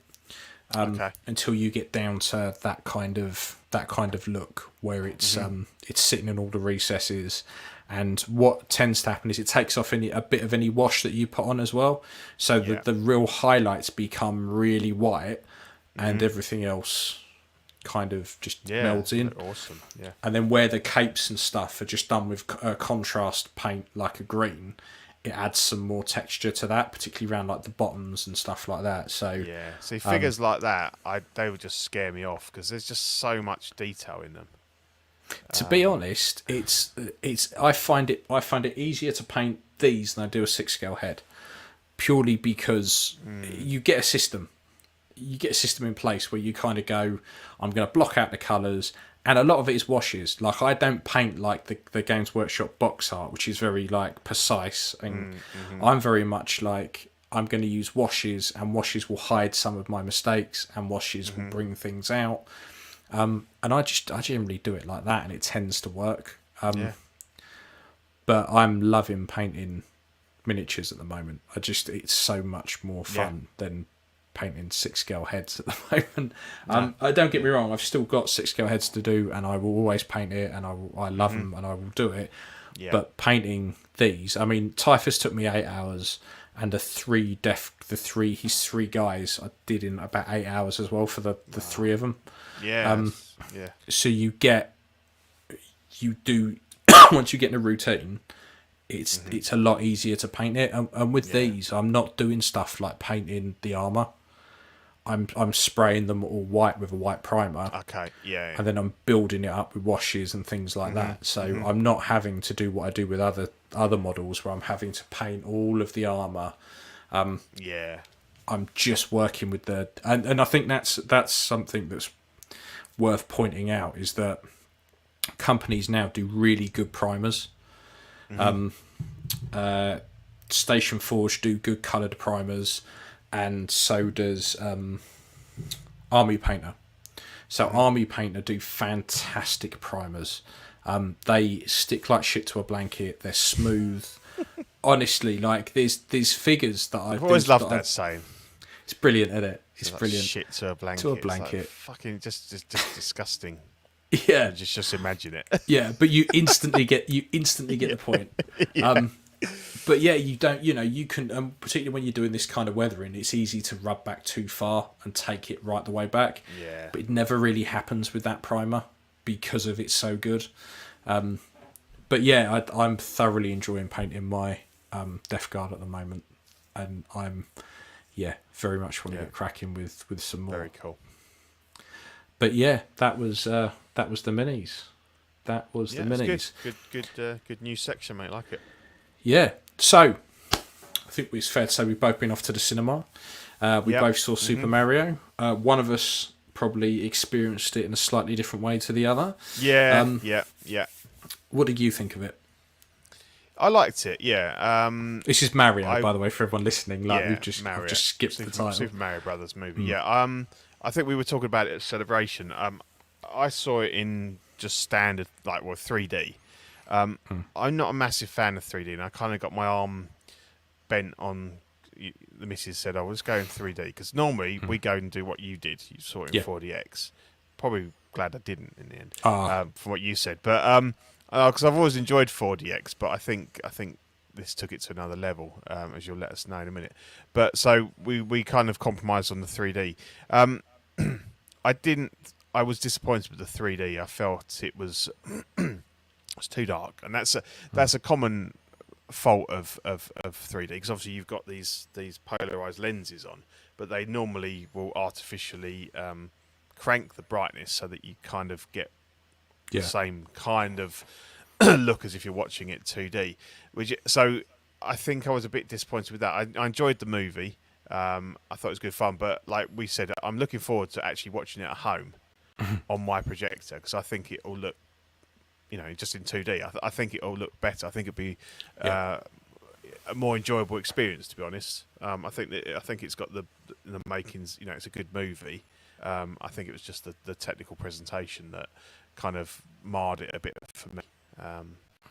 But yeah, it was good fun. So in general, it was a good film. I'm with you with the 3D. From what I noticed of 3D, I watched it in 4DX, I was being thrown around like a cunt. I've watched 3DX before. I like 3DX. I've seen a lot of the Star Wars films in it. It's fantastic. Really good bit of kit.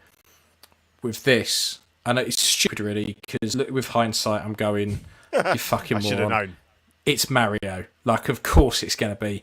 But it's a film, so I did not expect him to be going from the moment the film started to the moment it ended. It was throwing me around like a dickhead, and I was sitting there, I was feeling sick. I was like, feeling queasy. Because even when it was going slow, it was that really horrible rocking type shit. And then all of a sudden, it's kicking the shit out of you again. Yeah, punches you in the back and sprays you in the face. Yeah, the whole lot. And I was like, my boy was loving it. Absolutely loving it. All I can say is thank fuck it was only an hour and a half. And then we walked out, and I said, and my missus went to me, I feel fucking sick. And I was like, thank fuck you said that, because I feel exactly the same way. I'm like, I'm a 36-year-old man. I shouldn't be doing this type of shit anymore. Like, it's just not right. Horrible. horrible experience. So you're I'm very much quite like me. You're looking forward to watching it at home. Yeah, I think Comfort. once it comes out at home, I'll be happy as pig in shit, and I'll watch it again because the film itself I thought was pretty good. A lot of the negative reviews and that are like, it's fucking Super Mario. What do you fucking expect? Like, it's Mario. And they just wanted to tick a lot of boxes, didn't they? And I love the fact they had Mario Kart bit in there because we played Mario Kart all the time. And it's nostalgia from start to finish. It's nostalgia. Like, there's something for everyone that's played Mario games from like the very first all the way to the latest. There is something there that everyone recognises. So that was really good. But yeah, I'm very much looking forward to. And they've got all the different suits, and like the cat suit and the Tanuki and all that stuff. So even the mushroom that shrinks you right down, all of that kind of stuff. Yeah, it was brilliant. Good. Yeah, that whole sequence where he has to do that run. It's really funny. Yeah, that was really good. And then we have Mandalorian. It's finished. Series 3 done, dusted. Watched it yesterday. And I am very much like Jango Fett. I'm a simple man making my way in the galaxy. It's all Star Wars. I love it all. I've not. My only complaint is probably run times in this series of not having a consistent one. All over the place. Yeah, but I don't even like. People were complaining about the episode with Jack Black in and stuff like that, and I'm like, it doesn't bother me. Like that, I thought that was all right. It didn't. Yeah, it was fine. And I think that the last episode was I thoroughly enjoyed it. Like I really liked. I thought Moff Gideon was an excellent bad guy. Yeah. I thought his armor was awesome. I liked the idea of having Imperial stormtroopers with Beskar armor. Yeah. Having a hidden Imperial base on Mandalore was my only thing with that was how the fuck did the Mandalorians who have been living there the entire time not know? No, and also I didn't realise there was that much Beskar kicking about. I thought it was quite rare, but he's managed to like kit out several hundred.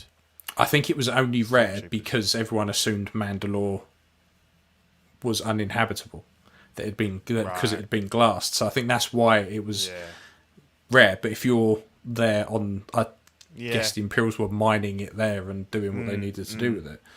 But he was definitely channeling his inner Darth Vader, wasn't he, with that outfit? But then it had 100%. the maul spikes horns on the top and that. Yeah. It makes me think that the helmet. It wouldn't surprise me if it comes out that the helmet wasn't one he made. It's one that he's got from an old Death Watch or something. Yeah. Because a lot of the Death Watch had spikes on their horns, or spikes on their helmets. And there was a can't remember which one it was, but in the Clone Wars, there was a Death Watch Mandalorian with a similar helmet, but it was black and red.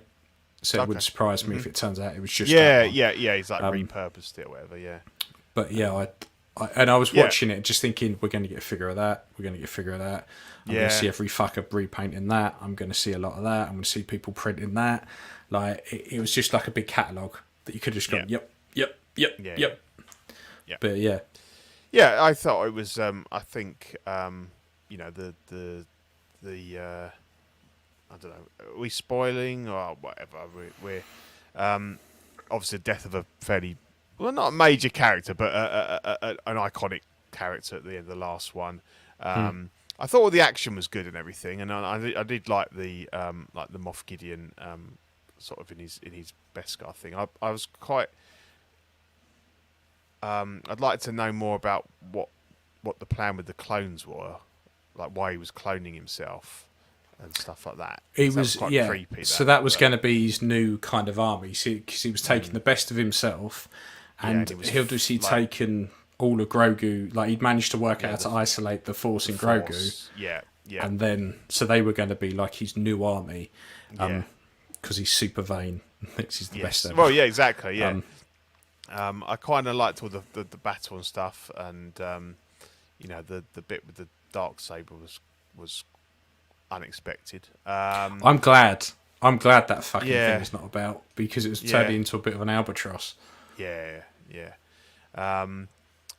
I've obviously talked earlier about my issues with the Grogu character, that I think it's a little bit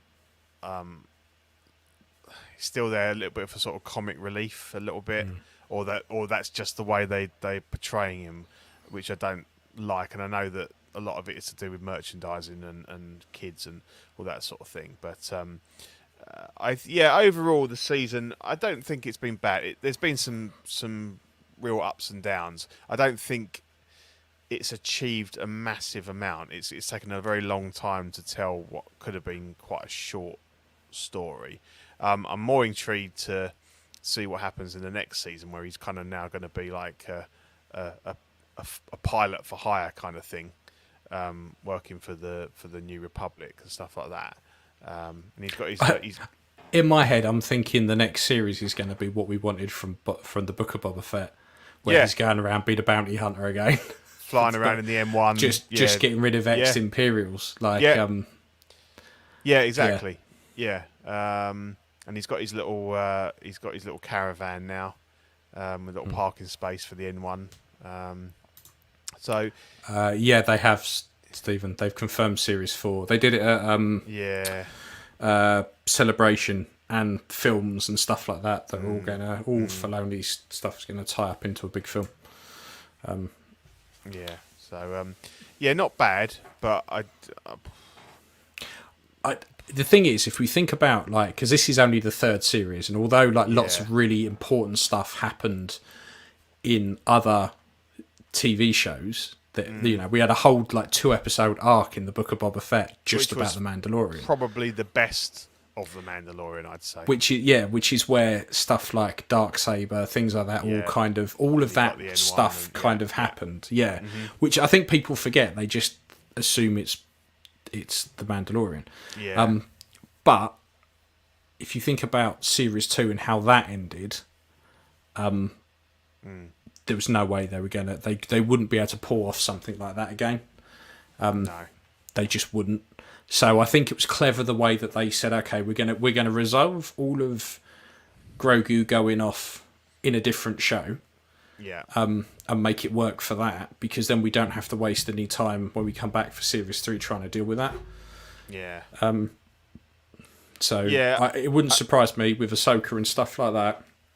We'll see more of him pop up, and they deal with bits and pieces. In my view, it's definitely been the weakest season of the three. But that's not to say it's awful. It's still, as you say, it's still it's Star Wars, and even bad Star Wars. Sequel trilogies, I didn't hate them as much as people did. They were still Star Wars. They had good moments, and I still enjoy watching. I've still enjoyed watching The Mandalorian. It's a visual spectacle. It looks great up on the projector and stuff. We all sit down as a family and watch it and stuff. So we're still enjoying it. But Ahsoka looks good, and I hope that is going to be a good series. But tons of figure potential. I'm surprised we haven't seen anything yet, but I suppose it's just they might leave it. May the 4th, mate. Well, of course. Yeah, I think we won't see a great deal until then. I don't think. Yeah, and then it's going to just go batshit crazy, probably. But no, that's cool. Yeah. So that's it. I shall run us through the beautiful angels that are the Patreons. We've got Ian CB, Rennie Mendez, Eric Mariscal, Quinn Aguirre, King Louis, Mark Pearson, Paul Schreiber, Equan, Chris Fallon Serena, Ben Thomas, Chris Leddy, David Jones, Sam Gist, Dominator, Joao Brader, Thomas Clark, Eric Switzer, Six Guns Figs, Badfish, Toy Cartel, Danny Lee, Deanie Martin, Stephen Crett, Big Ferns, Caesar Marroquin, Mark Phillips, Lisa Martin Bobonsky, Richard Gregorio, John, The Everyday Collector, Ricardo Valdez, Jose CZ, Owen Asusina, the Illustrious Rainer, Alid Morgan, Tukathi Wah, Derek Bezazinski, Aris Patillo, Mark Randolph, Alvin J, Jazz Carroll, Joe Ridley, Pablo Meza, D-Rock, Matt Clevenger, Seth Tucker, CC3PO, Scott Smith, Don Maton, Jimmy James, Stephen Purchase, Sean Yauchi, Scott Bradley, Stephen Rhea Stanley, Eddie Manzanares, Louis Bennett, Chip Perrin, Jimmy Hernandez, Gigi the Judgmental, and Brenton Palmer. Thank you all. we've said it many times before, but thanks to you guys that we got to go to Celebration. We had a great time. Hopefully you enjoyed the photos and the chat and everything last week. We were very keen to get that out to you as soon as possible, and that'd be the first time you see it, not on someone else's. We did show the next day, but it was very much like for you guys to hopefully enjoy, as your donations like helped us to take the trip. So yeah, brilliant. Thanks a lot. If you want to join, I'll drop a link for the Patreons if you want to join. So we've got a number of different tiers. We've got the hot seat, which is $5 a month, gets you digital copies of the stickers and or magnets, whatever it is, an Ox After Dark replay, as well as access to the Patreon chat. The Sweet Angel $7.50 a month gets you a physical sticker sent straight to your door, as well as access to Ox After Dark replay. Certified Crispy gets you a official Certified Crispy certificate on first pledge, plus benefits of the previous tiers. And the top tier, the Water Guy, gets you the exclusive Pog Deluxe set on first page. Doubles all the stickers, so you can send them to your friends and family. No need to buy them a present. You just send them that. That's a priceless present. All the benefits of the previous tiers. The April benefit is the OFAC celebration sticker. Not sure if Zach's received them yet. He had any news on that? No. Okay, so possible that you might get that in May, but obviously that's the OFAC celebration sticker. So hopefully they'll arrive in the US soon and they'll be going out. And then the May June. Bit of a teaser. I'm not sure if I'm supposed to put these in here, but they were put in the network slides chat. So we've got the question of the week and the Spooderverse sticker sheet. So Zach's renditions of Miles Morales, Spider-Man, was it Spider-Man 2099, and Venomized the black suit Spider-Man, so Spooderman. So yeah, beautiful. If you want some janky Spider-Man stickers, you know where to go. Yeah, the sort of thing that your kid brings home from school, and you go, yeah, it's brilliant. Stick it on the fridge. This has been done by a grown man, so and then when they're not looking, you throw it in the bin. But, exactly. Hello, Spider-Man. So also we've got shout out to our YouTube channel members. We've got loads now, and it seems to be going up every week, so that's really good. Nice.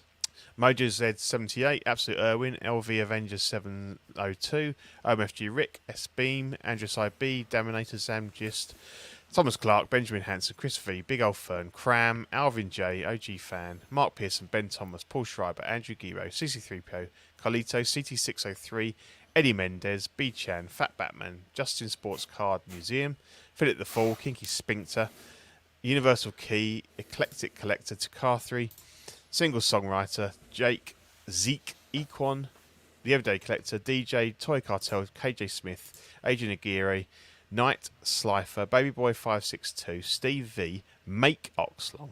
It used to be Mike, maybe he's had to change it.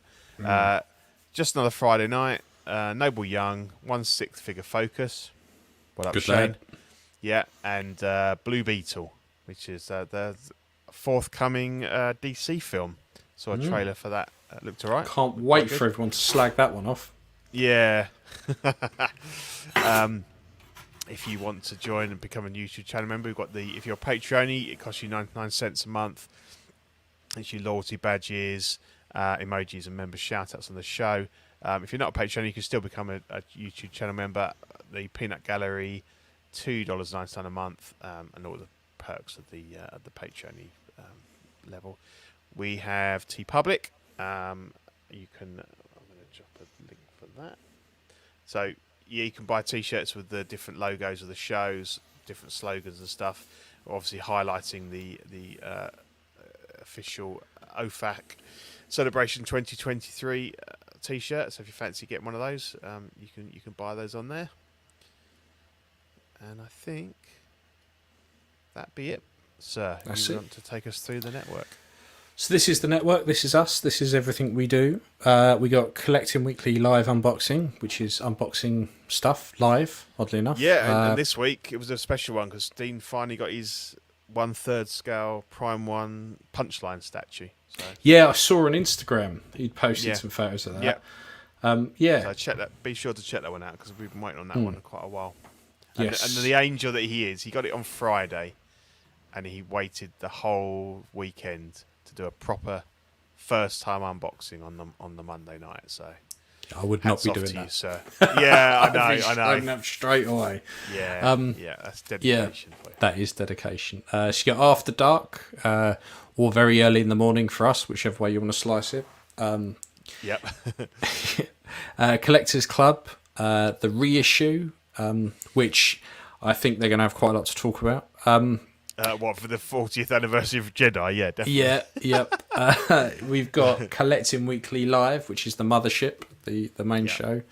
Ox PD, grown men pretending to be policemen on Grand Theft Auto, which is worth a watch. Brilliant. It is funny. Question of the week. I don't know what the question of the week is, but that is also a question. So we could be there all day with that one. We've got Live and Let Dice. I thought that had gone. I thought that. I can't remember the last time I watched. Coming back in May for their season 2. Yep. Nice. Bricks and Brews. People getting pissed up, sticking Lego bricks up their bum. OFAC. The Jewel in the Crown. The reason we're here. Boom, baby. The best of the bad bunch. You got Small Talk, which is all Hasbro and dealing with their shenanigans, and Pose Wars. Well worth a watch. So that's us. That's the network. That's the lot of us in glorious cartoon form. Definitely. So definitely enjoy. Helps us. It's definitely less scary in cartoon form than in real life. Yes. It's harder to identify people like Dylan, really. With that tash. So definitely. But it's been a great show. Thanks to everyone. We were over 30 viewers at one point, and that's quite good for us. So I was like, what the fuck's going on? There's no one anything better to do on a Thursday. So thanks everyone for tuning in, watching live, and thanks for everyone that's going to catch us on the replay as well. And we'll be back in 2 weeks' time. Back on normal schedule now. So if you've enjoyed having us for 3 weeks in a row, don't get used to it because fortnightly. We need a break. We're not built for that. We can't be doing these 3 streams a week, 3-4 streams a week like the Collecting Weekly boys. We're So we'll see you in a couple of weeks. Right. We shall see you later. Cheers. Okay. Thanks, guys. Bye. Bye.